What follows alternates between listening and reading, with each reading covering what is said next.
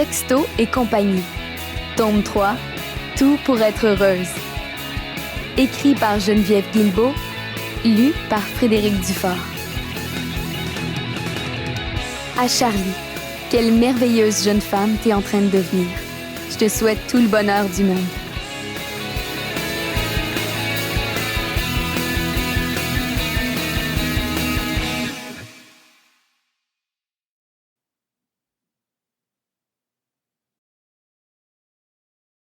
Chapitre 1. Retour de vacances. Anna? Salut Morgane, j'ai besoin de ton avis. Est-ce que je devrais porter mon jeans rouge ou ma jupe noire ce soir? Allô? Moi? Pourquoi? Qu'est-ce qu'il y a ce soir? Anna? Je vais au cinéma avec Greg. Emoji cœur. Tu t'en souviens? Je t'en ai parlé hier. Moi? Ah, ouais, c'est vrai. Moi? Désolée, j'ai failli oublier qu'il était possible d'avoir une vie sentimentale normale et équilibrée. Moi? Ça va toujours bien, vous deux? Anna? Rien de nouveau depuis hier? Moi? Tant mieux pour vous. Anna? T'as l'air un peu déprimée. Toujours pas de nouvelles de Thomas? Moi? Non, rien de rien. Pas un seul petit message. Monsieur fait son indépendant. Anna? Es-tu sûre qu'il a accès à un réseau sans fil là où il allait? Moi? Aucune idée. Anna? Eh ben voilà! Je suis certaine qu'il va t'écrire en arrivant. Moi? Si tu le dis. Moi? Ah, tu sais quoi? Je comprends pas. Je comprends pas pourquoi ses parents ont voulu partir si longtemps. C'est long, 3 semaines dans le sud. Beaucoup trop long. Oh. Moi? Je veux dire, une fois que t'as marché sur la plage, que tu t'es baigné, que t'as avalé 3 litres d'eau salée à cause des vagues, que tu t'es brûlé le dos parce que t'as oublié de mettre de la crème solaire, que t'as goûté à tous les plats du buffet et que t'as bu des drinks sucrés jusqu'à t'en donner mal au cœur, que demander de plus? Moi?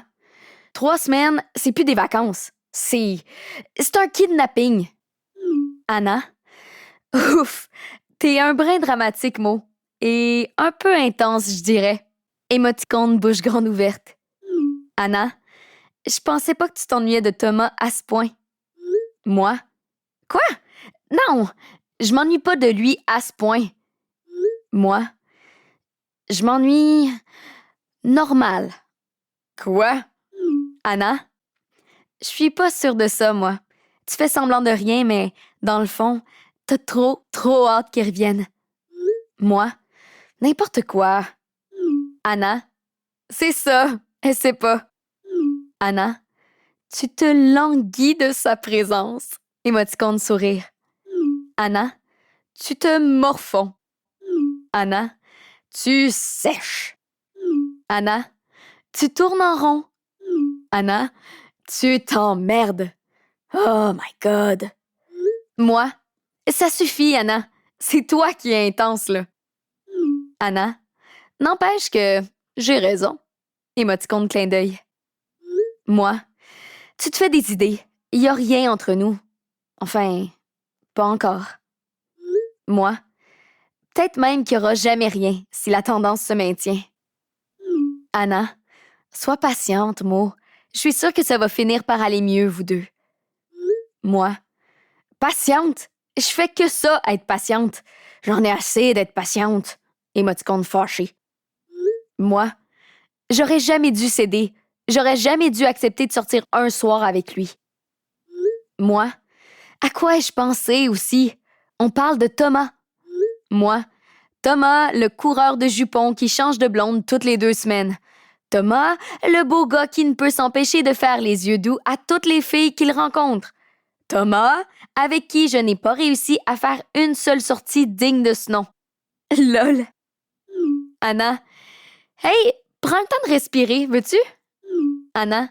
Tu sais très bien que c'est pas la faute de Thomas si vos rendez-vous n'ont pas été des succès. Tu peux pas lui en vouloir pour ça. Anna? Donne-lui une chance. Non! Ça me coûte de l'admettre, mais Annabelle a raison. Thomas a essayé plusieurs fois de nous préparer une sortie de rêve. Malheureusement, rien n'a fonctionné. Les planètes étaient-elles mal alignées? La configuration des étoiles nuisait-elle à notre succès amoureux? Allez savoir. Je connais pas grand-chose à l'astrologie, moi, et encore moins à l'astronomie.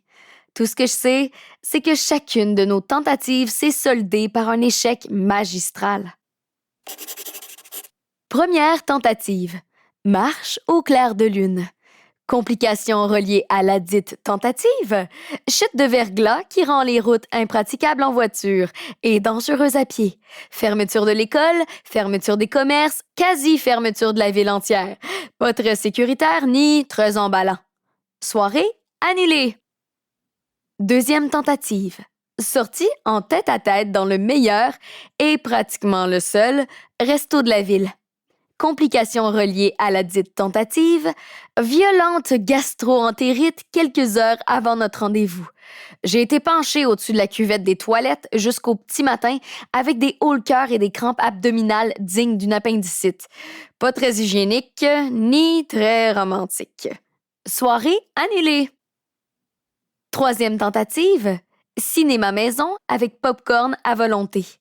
Complications reliées à la dite tentative, visite surprise des parents, surexcités, de Thomas qui lui demande de faire ses bagages en vitesse. Départ immédiat pour le sud. Hors de question qu'on passe le temps des fêtes dans la neige et le froid. Très injuste et très frustrant. Soirée annulée. Moi, j'avoue qu'on a été plutôt malchanceux. Anna, ne te décourage pas. Vous aurez le temps de vous reprendre. Mon petit doigt me dit que la prochaine fois sera la bonne. Moi? Ton petit doigt, hein? Émoticône de clin d'œil. Et qu'est-ce qu'il y a d'autre à dire, ton petit doigt? Moi? Est-ce qu'il y a des informations pertinentes à te donner à mon sujet? Moi? Est-ce que la nouvelle année me réserve plein de belles surprises? Oh! Ne me dis pas que le no-name va enfin être reconnu mondialement. Moi? Mieux encore, je vais peut-être me trouver un emploi dans le plus prestigieux journal de la planète.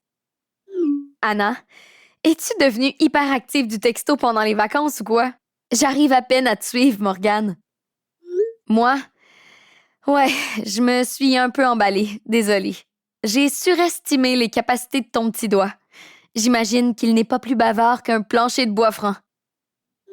Anna? En effet, mais je peux toujours compter sur lui quand ça pique au fond de mon oreille. Il est très efficace. Émoticône qui fait un grand sourire. Moi, tant qu'il lui prend pas l'envie de fouiller dans ton nez, ça me va. Anna, ne t'inquiète pas pour ça. Émoticône avec une bouche en X. Anna, pour en revenir à ton avenir, je te dirais ceci. Ta vie est le résultat des choix que tu fais. Prends les bonnes décisions et ça te mènera aussi loin que tu le désires. Prends les mauvaises et tu en subiras les conséquences. Moi? OK. C'est un peu déprimant, tu trouves pas?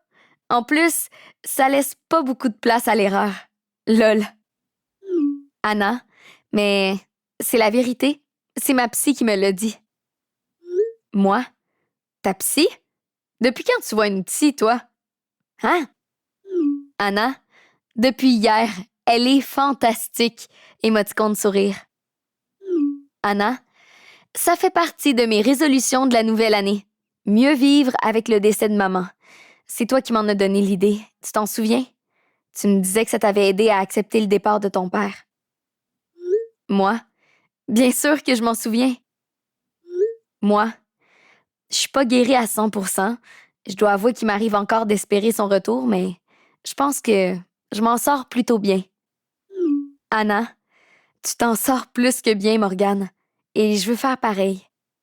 Je t'adore. Moi, c'est une très bonne décision, Anna. Je suis fière de toi. Émoticône de cœur. Anna, merci. Et toi? Quelles sont tes résolutions? Moi? Bah, je crois pas trop à ces trucs-là. Anna, là, tu me surprends. Anna, t'es la première à vouloir améliorer le monde à grands coups de pelle. Pourquoi ne pas commencer par travailler sur ta personne? Moi, Je veux bien, mais je vois pas pourquoi je devrais modifier une œuvre déjà parfaite. Émoticône qui rit et qui tire la langue. Anna, j'admire ta modestie, ma chère. Lol. Anna, sans blague, les résolutions n'ont jamais fait de mal à personne. Tu crois pas? Anna, tiens, ça ferait un super sujet pour le prochain numéro du No Name. Moi, trop tard, il est presque terminé. Anna, déjà? T'avais pourtant promis de t'amuser pendant le temps des fêtes.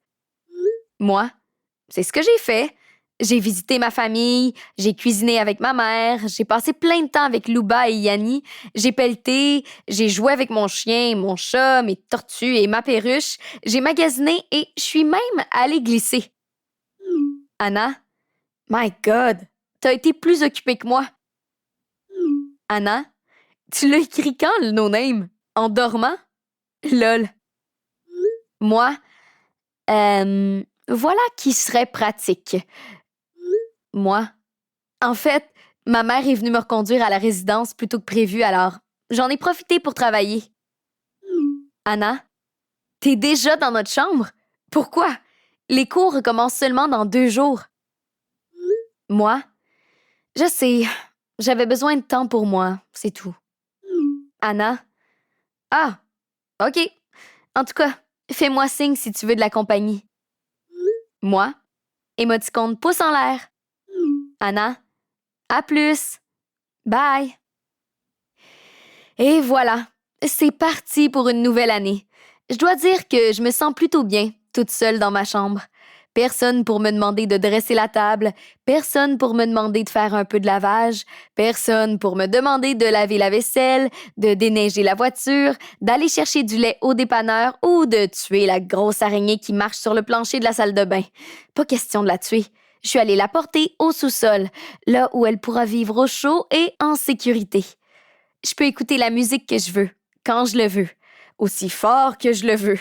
Je peux regarder la télé toute la journée, je peux danser, chanter, crier, pas trop fort quand même, et me promener toute nue si j'en ai envie. Seulement après avoir tiré les rideaux et vérifié 3 fois que la porte de ma chambre est bien verrouillée. Attention, ne vous méprenez pas. Je suis pas en train de me sauver de ma mère. Je l'adore, ma mère. Elle est fantastique. Elle est généreuse. Elle est toujours de bonne humeur. Tant qu'elle a bu ses 3 cafés du matin. Elle est drôle à ses heures. Elle est divertissante. Il n'y a pas meilleur qu'elle pour commenter un film avec sa petite voix de cartoon. Et en plus, elle m'aime plus que tout. Ce qu'il y a, c'est qu'en déménageant à la résidence, j'ai perdu l'habitude de l'avoir près de moi 24 heures sur 24. Elle ne m'a pas lâché d'une semelle pendant toutes les vacances. Elle m'a fait une manucure, une pédicure, un traitement facial, un massage, un masque à la purée d'artichaut, une épilation complète à la cire chaude, des mèches, un blanchiment des dents, et elle m'a même proposé de payer pour une extension de cils. Intense, non? C'est pas tout. J'ai eu droit à un déjeuner au lit tous les jours. Tous les jours. Quoi? Vous croyez que je me plains pour rien? Détrompez-vous. J'ai étudié la question et j'en suis venue à la conclusion qu'il est impossible d'éprouver une réelle satisfaction à long terme en mangeant dans son lit tous les jours. Voici l'échelle d'évolution du bien-être ressenti tel que je l'ai observé. Jour 1. Le sujet, c'est moi ça, est surpris. Il apprécie l'attention qu'il qualifie de charmante et d'adorable. Il prend plaisir à déguster son repas et souhaite en secret que l'expérience soit répétée tous les jours jusqu'à l'infini. Jour 2. Le sujet, encore moi, n'a pas de mots. 2 fois en 2 jours. Wow! Il se sent tout à fait spécial. Jour 3. Le sujet, je pense que vous avez compris, commence à se poser des questions. Sa mère a-t-elle quelque chose à se faire pardonner ou veut-elle seulement gâter sa fille adorée? Jour 4. Le sujet aime les déjeuners copieux, mais il aimerait bien manger un simple bol de céréales ce matin-là. On lui répond que ce n'est pas possible. Œufs, croissants, patates rôties, fruits frais, fromage et jus d'orange fraîchement pressé sont au menu. Encore. Jour 5. Le sujet aurait dormi plus longtemps. En plus, il n'a pas très faim. Les soupers de famille se sont multipliés pendant le temps des fêtes et l'estomac du sujet commence à montrer des signes de fatigue. Il menace même de faire la grève si la situation ne se calme pas dans les plus brefs délais. Jour 6. Le sujet a l'impression de dormir dans une boulangerie tellement il y a de miettes de croissant dans ses draps. Jour 7. Le sujet commence à faire des plaies de lit. Il doit mettre un terme à tout ça. Une semaine. J'ai tenu bon une semaine. Après, j'ai mis mon réveil au petit matin pour être certaine de me lever avant ma mère. Je lui ai servi les pires excuses. J'étais plus fatiguée, maman. N'importe quoi. J'avais envie d'aller faire une promenade avec Fripouille. Pff, le camion de déneigement m'a réveillée. Oups, il a même pas neigé. Je veux me mettre en forme. Jamais dans 100 ans. Pas très reposant comme vacances, me direz-vous? Je suis bien d'accord. Si l'histoire de mon congé des fêtes était portée au grand écran, le film s'intitulerait Le merveilleux monde de Maman Velcro. Voilà pourquoi je suis revenue plus tôt à la résidence. Pour relaxer, respirer, dormir, m'écouter penser. Et en ce moment, mes réflexions sont dirigées vers le journal étudiant. Encore, je sais. Le numéro que j'ai commencé à rédiger hier soir est pas mal bon. Il parle de la vie de couple. Il y a longtemps que j'ai promis au lecteur une édition spéciale sur le sujet, mais j'ai reçu tellement de témoignages que j'ai pas réussi à le finir avant les fêtes. Je suis bien avancée dans ma rédaction, mais j'arrive pas à terminer mon intro. Et je sais pourquoi. L'idée d'Annabelle me trotte dans la tête. L'idéal, ce serait que je garde mon numéro sur les couples pour plus tard et que je profite du changement d'année pour aborder le thème des résolutions. Je ne me sens pas particulièrement concernée par cette tradition bien ancrée, mais je sais que la plupart des élèves se sentiront interpellés par ce sujet. En fait, plus le temps passe, plus je me dis que je peux pas passer à côté de cette édition spéciale sur les résolutions. C'est parti! Je branche mon cellulaire pour le recharger, j'allume mon ordinateur et je me mets au travail. Si je m'applique et que je ne passe pas mon temps à recevoir des messages de mes amis, je peux terminer avant la fin de la journée. Roméo, es-tu là, Morgane?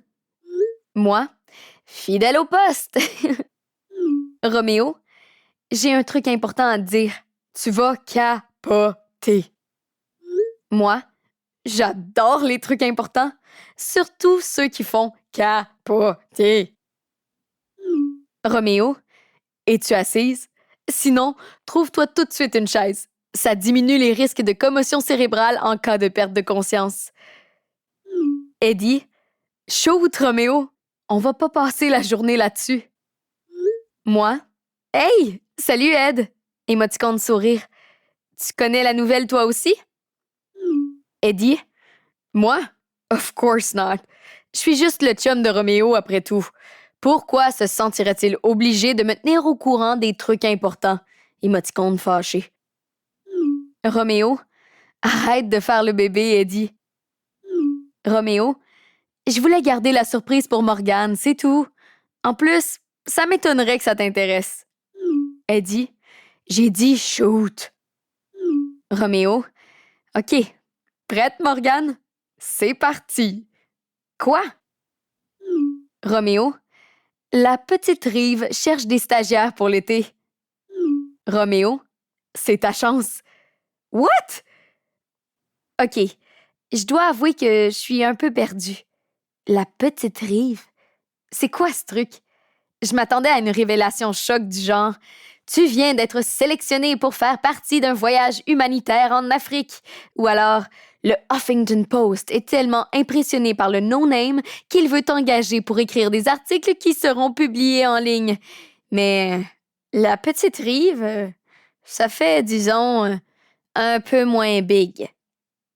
Roméo, tu réponds pas, Mo? Eddie, c'est parce qu'elle a rien à dire, of course. Tu parles d'une grande nouvelle. Un poste de stagiaire dans un journal minable. Pff, belle façon de créer de faux espoirs. Quoique, t'es pas mal bon là-dedans d'habitude. Émoticône avec une larme. Roméo, de quoi tu parles?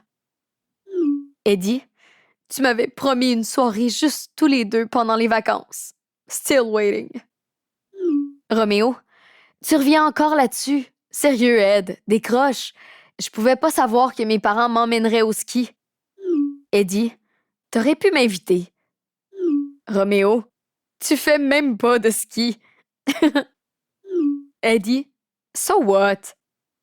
Roméo, qu'est-ce que t'aurais fait? T'aurais suivi des cours? Eddie, tu fou. Je serais resté dans le chalet à boire du chocolat chaud. Roméo, et moi, pendant ce temps-là, je me serais senti coupable de m'amuser alors que tu m'attendais tout seul dans ton coin. Non, merci. Eddie, au moins, on aurait pu se voir un peu. MDR. Moi, hey, ça suffit, vous deux. Vous réglerez vos petites chicanes en privé. Moi, c'est quoi la petite rive, Roméo? Roméo, c'est le journal de la ville. Eddie, du village, tu veux dire. Roméo, ils cherchent des étudiants pour travailler avec eux pendant l'été. Je me suis dit que ça pourrait t'intéresser. Moi, bof. Roméo, comment ça, bof? C'est une super chance. Moi, c'est tout mini par ici. Je vois pas ce qu'il y a de si intéressant à raconter. Roméo, justement, il n'y a plus rien à raconter depuis des années. Roméo, personne ne s'intéresse à la vie trépidante de Chacha, le chihuahua du maire. Roméo, tout le monde se fiche de l'importance d'utiliser des serviettes de table recyclées dans les restaurants du coin. Quoi? Moi? Quoi? Comment ça tout le monde s'en fiche? Ce genre de pratique au sein d'une communauté peut faire toute une différence sur l'empreinte écologique de la planète. Roméo, tu comprends ce que je veux dire, Morgane? Le journal a besoin de sang neuf. Roméo, c'est le moment de te démarquer, de trouver le sujet qui fera parler de toi. Moi? Ouais, je vois où tu veux en venir. J'avoue que c'est intéressant, mais pour être honnête, j'avais des plans plus ambitieux pour l'été. Roméo, je sais, mais je vois pas comment tu pourrais te trouver un emploi dans le New York Times à ton âge. Moi? Pourquoi pas? Roméo, tu le sais qu'il faudrait que tu ailles à New York pour ça. Et parler anglais? Je veux pas gâcher ton fun, mais t'es pas tellement bonne en anglais. Grrr. Moi? Hey, c'est pas très gentil. Eddie? Romeo is right. T'es hyper poche en anglais. What? Moi? Bon, t'es de son côté maintenant? Eddie? C'est mon chum. Solidarité oblige.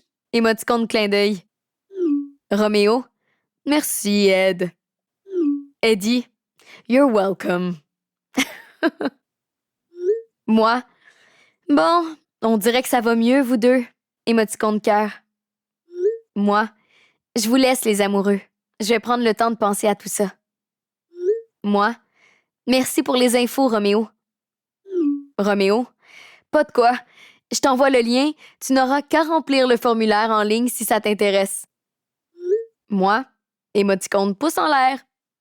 Bye! J'ai à peine le temps d'ouvrir le lien envoyé par Roméo qu'un autre message me parvient. Oh! C'est Thomas! Enfin! Une chance qu'il peut pas me voir. Pour rien au monde, je voudrais qu'il aperçoive mon grand sourire et mes yeux plus brillants que toutes les étoiles réunies. Je me laisse tomber sur mon lit et j'attends quelques secondes avant de répondre. Quoi? Je veux pas avoir l'air trop pressé, ni trop désespéré. Chapitre 2. Les deux pieds sur terre. Tom. Salut Morgane. Je suis de retour. Émoticône de sourire. Moi. Hey! Bienvenue au pays, grand voyageur. Émoticône de soleil. Tom. Merci. Je te dérange? Moi. Absolument pas. Moi. Alors, je veux tout savoir. Moi. Est-ce qu'il a fait beau? Moi. Est-ce qu'il a fait chaud? Moi. Est-ce que la plage était belle? Moi. As-tu bien mangé? Moi, as-tu bien dormi? Moi, as-tu rencontré des tas de belles filles? Lol. Lol. Tom, tu t'es entraîné pour un marathon de texto pendant mon absence ou quoi? T'écris plus vite que l'éclair. Tom, laisse-moi le temps de répondre. Alors, voilà. Tom, oui. Tom, oui. Tom, vraiment. Tom, correct. Tom, un peu trop. Tom, oui. Oh my God. Moi?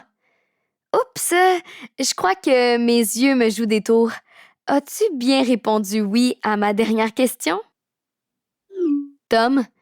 Exactement. Émoticône clin d'œil. J'ai même été juge en chef lors du concours Miss Bikini. Grrr. Moi?